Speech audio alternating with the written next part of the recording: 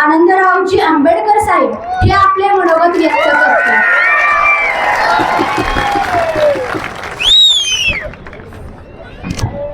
जय भीम, जय भीम, जय जय जय जय जय भीम. बहुत अच्छे. अंबेजोगाईची लोक अजूनही एकदम ताकदीनं या भर उन्हामध्ये तप त्या उन्हामध्ये तो वरती सूर्य आहे आणि खाली तुम्ही सूर्याची पिल्ल. कारण बाबासाहेब आंबेडकरांना आपण सूर्य समजतो आणि त्यामुळंच तुम्ही सूर्यासारखे इथं खाली सुद्धा तळतायत. न डर न कोणाला घाबरता एवढ्या मोठ्या संख्येने तुम्ही आलात. त्याबद्दल तुम्हा सर्वांना क्रांतिकारी जय भीम करतो. आणि या इथं या उपवर्गीकरण आरक्षणासाठी जी कृती समिती विरोधामध्ये निर्माण केली त्या सर्व कार्यकर्त्यांना मला त्यांची नावं माहिती आहेत, परंतु मला अहमदपूरला हा अहमदपूर तालुका जो लोकशाही अण्णाभाऊ साठेंचा तालुका आहे त्या तालुक्यामध्ये सुद्धा दुसरा मोर्चा चालू आहे आणि अमन आंबेडकरांनी मी तिथे पाठवलंय. तिथं मला सुद्धा पोचायचं आहे म्हणून मी लवकरात लवकर इथे माझं भाषण संपवणार आहे. या इथे सर्वच लोकांनी बाबूराव माने असतील किंवा आमचे सुरेश माने असतील, आमच्या लोंढे ताई असतील किंवा आमचे रोहिदास बनसोडे, अनेक वक्ते इथे आहेत. त्या बिचारांना इथे भाषण करण्यासाठी वेळ देण्यात आला नाही त्याबद्दल मी त्या सर्वांची दिलगिरी व्यक्त करतो. आणि एक सांगतो की आज महाराष्ट्रामध्ये प्रचंड मोर्चे निघालेले आहेत. परभणी असेल, लातूर असेल, जालना असेल, मुंबई असेल, नांदेडचा तर न भूतो न भविष्यती असा मोर्चा निघाला की स्वतः SP सांगितलं की असा मोर्चा नांदेडमध्ये झाला नाही.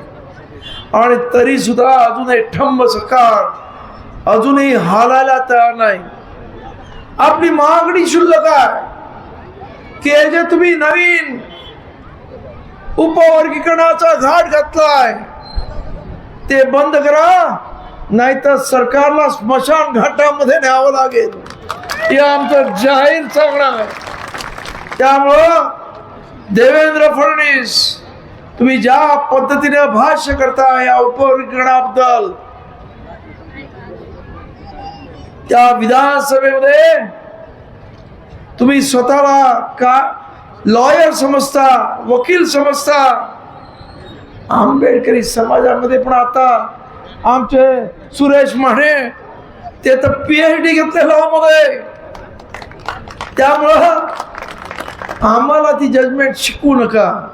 त्याच्यात सबशेल सांगितलेलं आहे की हे इच्छुक आहे, इम्पेरियल डाटा पाहिजे, अनेक गोष्टी सांगितल्या तरी तुम्ही निष्ठून सांगता. त्या विधानसभेमध्ये ठाम खोटं बोलता, झूठ बोल मगर नीट बोल अशा पद्धतीने तुम्ही वागता आणि सांगता सुप्रीम कोर्टाने सांगितलं म्हणून आम्ही करायचं नाही का. तर सुप्रीम कोर्टाने काय काय करायला सांगितलंय मी तुम्हाला सांगतो. 1951 ची गोष्ट आहे. त्यावेळेस मद्रास स्टेट होतं आणि मद्रास स्टेट एक चंपकरण नावाच्या व्यक्तीने या इथं असणाऱ्या शेड्यूल कास्टना शिक्षणामध्ये रिझर्वेशन देऊ नका अशी केस केली आणि ती सुप्रीम कोर्टात आली आणि सुप्रीम कोर्टाने सुद्धा ते मान्य केलं. त्यावेळेस तुमचा आणि माझा बाप या देशाचा कायदेमंत्री होता आणि देशाच्या संविधानामध्ये त्याने पहिल्यांदा घटना दुरुस्ती केली आणि ती घटना दुरुस्ती केली आणि या इथं असणाऱ्या शेड्यूल कास्ट म्हणजे अनुसूचित जातीना शिक्षणामध्ये सुद्धा संपूर्ण देशभर सवलती असतील अशा पद्धती ती घटना दुरुस्ती झाली आणि ती बहुमताने पास झाली आणि त्या सुप्रीम कोर्टाचा तो निर्णय रद्दबातल करण्यात आला. आणि मग तेव्हा त्यावेळच्या काही संसदा मंडळीने त्या बाबासाहेबांना विचारलं की तुम्ही हे संविधानाचं मंदिर उभं केलं आणि त्याची मोडतोड तुम्ही कशी काय करताय? तेव्हा बाबासाहेबांनी उत्तर दिलं, मी मंदिर उभं केलं पण पुजाऱ्याने घाण केली, मी काय करू? ती साफ करायला मी आहे ना इथे. आज सुद्धा या सुप्रीम कोर्टानं माझं म्हणणं आहे घाण केलेली आहे ही जजमेंट देऊन. आणि म्हणून आज एकटे बाबासाहेब नाही तर ही लाखो जनता, प्रत्येक जिल्ह्यातली जनता या सुप्रीम कोर्टाची घाण साफ करायला रस्त्यावरती उतरत आहे. आणि त्यामुळं सुप्रीम कोर्टाच्या आडून आमचं आरक्षण नष्ट करण्याचा जो अश्लाघ्य प्रकार या इथे देवेंद्र फडणवीस आणि त्याचं सरकार करत आहे, त्यांना आमचं ठाम सांगणं आहे की पूर्वी एकटे बाबासाहेब आंबेडकर होते, परंतु आपण पाहिलं असेल त्यांची पोरं आता शिकली आणि एकच आंबेडकरवादी दिल्लीत जाऊन त्या मंतरमध्ये बसला आणि मग धर्मेंद्र गेला. इथं एवढे सर्वजण बसले, देवेंद्र तुझं काय होईल रे?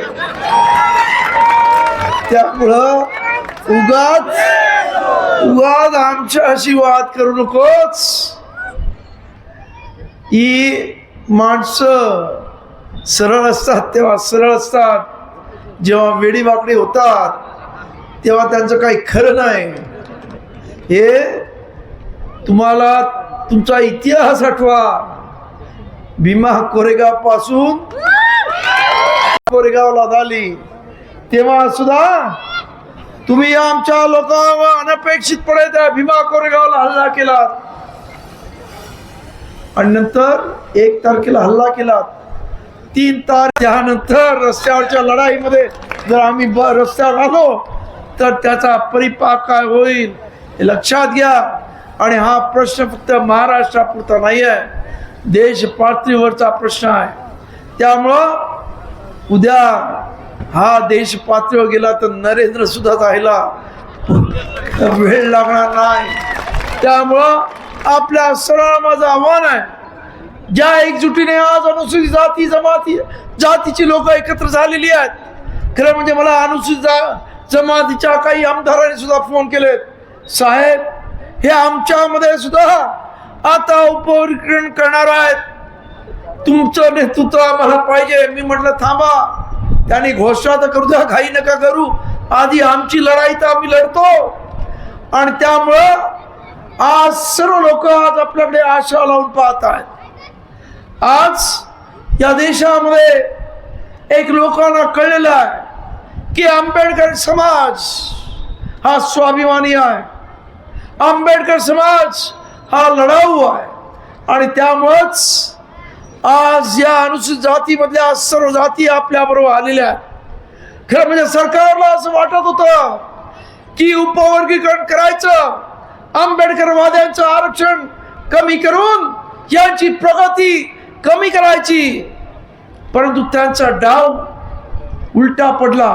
कारण आतापर्यंत जे चर्मकार बांधव आमच्या बरोबर नव्हते ते आज आमच्या खांद्याला खांदा लावून आहेत, ढोर समाज आमच्या खांद्याला खांदा लावून आहेत. अनेक वेगळ्या समाजाची लोक आज इथे येत आहेत आणि म्हणतात नाही आपण सर्व एक संघ आहोत, एक दिलानं एक विचारानं लढायचं आहे. आणि म्हणून आपल्या सर्वांना माझं सांगणं आहे, खास करून आंबेडकरी कार्यकर्त्यांना माझी विनंती आहे. मी बघतो प्रत्येक स्टेजवर बघतो प्रत्येक आंबेडकरी कार्यकर्ता चढ्यावर उड्या करण्याचा आणि प्रत्येक जण स्टेजवर येण्याचा प्रयत्न करत. इतरांना पण येऊ द्या ना, त्यांना सुद्धा बरोबर घ्या ना, हातात हात घालून हे आंदोलन आपण यशस्वी करूया ना.